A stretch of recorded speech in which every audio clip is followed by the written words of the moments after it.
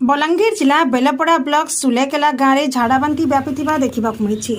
गत 2 दिन में प्राय 30 ऊर्ध लोके आक्रांत होता जमापड़ा बेले 7 जन रोगी पाटनागढ़ मेडिकल में भर्ती हो चिकित्सित होती। 2 जन अवस्था संकटापन्न होबारु बलांगीर भीमभोई मेडिकल को नहीं चिकित्सा करा जाउछि। एथिमध्यरे जनकर मृत्यु होइछि। मृतक केशव राणा मंगलवार सकाळे तांकर मृत्यु होइछि। एमितिकी तांको स्त्री मध्य झाड़ाबांति रोगर शिकार होई पाटनागढ़ मेडिकल रे चिकित्सित होउछन्ति। डॉक्टर स्नेहाश्री मिश्र, तापस बेहरा और कनक माझी गाँव में स्वास्थ्यकर्मी मिसिके गाँव में लोकंर स्वास्थ्य परीक्षा करुवा बेले आज बलांगीर एक टीम गाँव को आसी लोकों सचेतन सह ओआरएस सह मेडिसिन देते। तेरे कहीं गाँव में एभली झाड़ाबांति है ता जमापड़ी नथिबा बेले पीवा पानी को नहीं एभली झाड़ाबांति रोग होउथबा अनुमान करा जाउछि। ब्लॉक प्रशासन को अवगत कले मध्य विभाग पक्षर कौन तत्परता देखा मिल नथिबा बेले गाँव लोके अभियोग आनिछन्ति। एमितिकी गाँव को जल जोगाण अधिकारी आसुनथिबा ग्रामवासी कहिसन्ति।